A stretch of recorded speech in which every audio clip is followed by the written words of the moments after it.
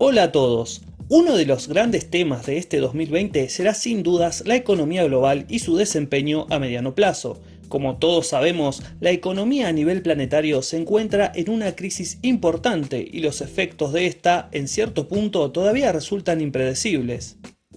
Como siempre en el mercado hay ganadores y perdedores según las circunstancias y también hay jugadores con intereses estratégicos que aprovechan esta situación para poder acaparar más poder. Dentro de estos jugadores hay uno que está ganando a pesar de lo que superficialmente parecería un golpe a su propia proyección económica. Pero como dijo Jack el Destripador, vayamos por partes para entender qué nuevos esquemas de poder se están trazando a la sombra de la crisis en la que estamos actualmente. Este año empezó con dos circunstancias importantes que agitaron el avispero en el mundo de los negocios y que están relacionadas. Primero, la caída del petróleo como consecuencia del aumento de la producción, la desaceleración de la economía mundial y de una nueva lucha de Arabia Saudita, esta vez contra Rusia, para controlar los valores del precio del hidrocarburo. En una guerra de desgaste, busca bajar el precio del barril para poder captar los mercados de sus competidores y perjudicarlos, una situación que se había dado antes cuando el país árabe intentó frenar el crecimiento de la industria del shale en Estados Unidos, en la que los árabes terminaron perdiendo la pulseada y probablemente esta vez vuelvan a perderla. La otra circunstancia y la principal es el efecto de la pandemia en la economía y en los mercados de valores a nivel mundial. Innumerables rubros empresariales se encuentran en jaque debido a las restricciones de movimiento de las personas y a la baja del consumo en general. En el rubro de la energía, numerosas empresas venían entrando en bancarrota en el negocio del petróleo y el gas desde 2019.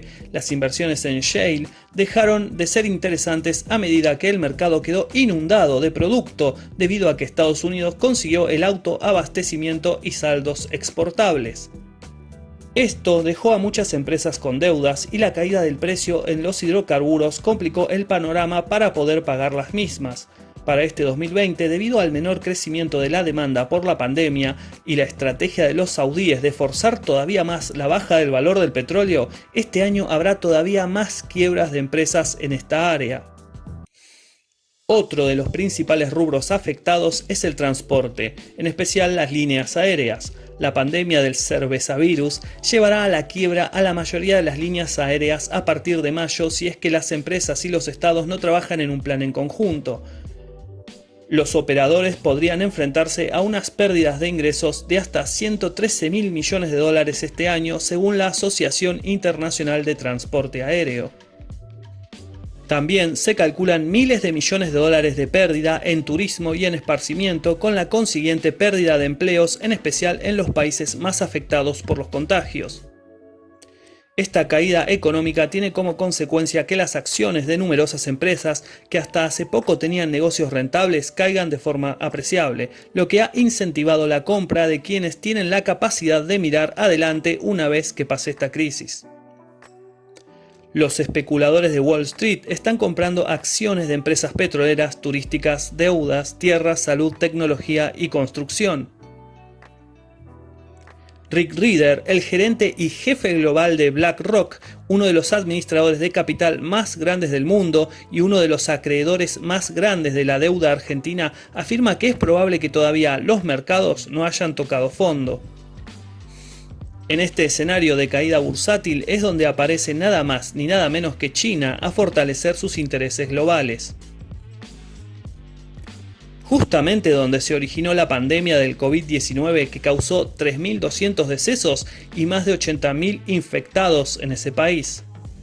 Si bien China es una potencia industrial de primer orden, cuenta con un problema importante respecto a la propiedad y fidelidad de las empresas a los intereses chinos. Un enorme porcentaje de las empresas que producen en China son capitales de origen extranjero. Si bien no es totalmente acertado que en chino la palabra crisis está compuesta de dos caracteres que representan la idea de peligro y oportunidad, en este caso los chinos supieron ver una gran oportunidad donde todos veían solamente peligro. Pekín consiguió comprar el 30% de las acciones de las empresas cuyo capital se encontraba en manos occidentales, mientras el renminbi se devaluaba sin que el gobierno chino interviniera el mercado de divisas y los rumores de que China no contaba con suficiente dotación de barbijos ni de recursos suficientes para combatir el brote del virus C, el valor de las acciones de empresas de los rubros de la tecnología y la química disminuyeron un 44%. Esto causó que los accionistas quisieran desprenderse de tales acciones ante el derrumbe que esas empresas podrían enfrentar ante la incertidumbre del panorama económico del gigante asiático. Mientras la especulación sobre si los chinos podrían controlar la enfermedad se sostenía y las acciones seguían cayendo, el presidente chino Xi Jinping actuó como si nada importante ocurriera. Llegado el momento, ordenó la compra de las acciones de los europeos y de los estadounidenses a la vez. El Partido Comunista Chino ganó $2.000 millones con esta jugada y se convirtió en el accionista mayoritario de industrias importantes de las que dependen Estados Unidos y Europa. Además, con el control sobre estas empresas, el giro de utilidades a sus países de origen será controlado por los chinos.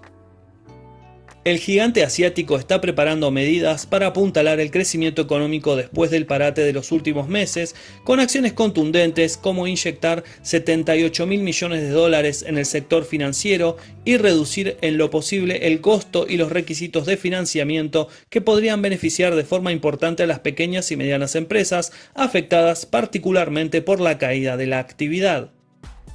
Ahora, saliendo del mundo de los hechos, pasemos a otro aspecto que es el que a muchos causa inquietud, el mundo especulativo. ¿Qué va a suceder de ahora en más? Por un lado, la propagación de la enfermedad a escala mundial y lo problemático que resulta para muchas naciones el tener que depender de otras para cuestiones básicas para la sobrevivencia, podría alentarnos a pensar que el camino al futuro es hacia un desmantelamiento de la globalización.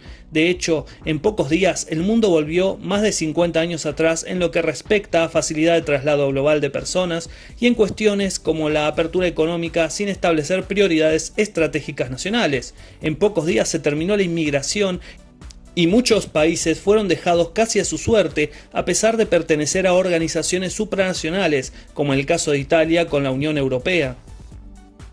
Muchos pueden considerar que este brote viral es una estocada para los planes globalistas teniendo en cuenta estos hechos, pero ¿qué tal si este escenario no es aprovechado en realidad para continuar añadiendo poder a las instituciones globalistas y a la idea de un gobierno mundial?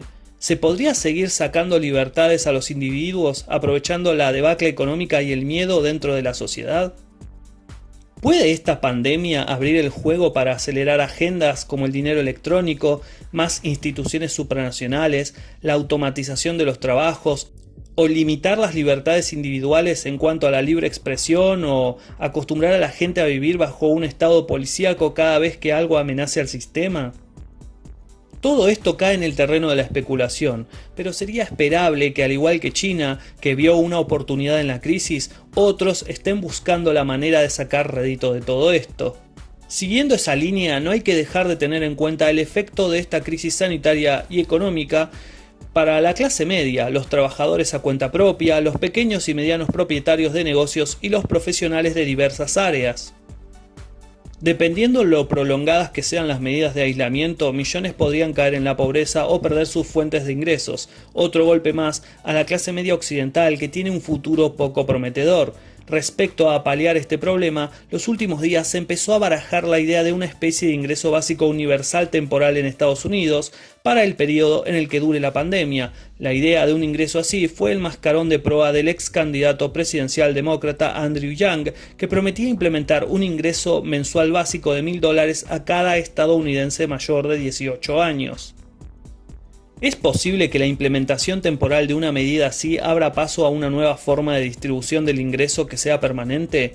¿Puede ser el ingreso básico universal un complemento para mejorar el nivel de vida o la única solución para contener de forma permanente a sectores que cada vez se encuentran más difícil insertarse en el mercado laboral?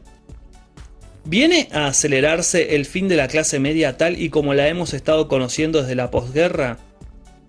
Las preguntas son muchas y el desenlace de todo esto parece desconocido. Mientras tanto, solamente queda ser precavido y observar el desarrollo de los acontecimientos. Lo que sí ha quedado claro con esta pandemia es que, aunque querramos creer que todo está bajo control y que el mundo parece un lugar predecible, cada tanto puede surgir un cisne negro que altere totalmente lo que creíamos seguro. Hasta acá el video de hoy. ¿Ustedes qué opinan de todo esto? ¿Qué hipótesis manejan para el mundo post-pandemia? Dejen sus opiniones en la caja de comentarios que las estaré leyendo. Quiero agradecer a todos por haber llegado hasta acá y no olviden seguirme en Instagram, también suscribirse a mi canal nuevo. Encontrarán el link fijado arriba en la caja de comentarios. Muchas gracias a todos y nos estamos viendo en la próxima. Saludos.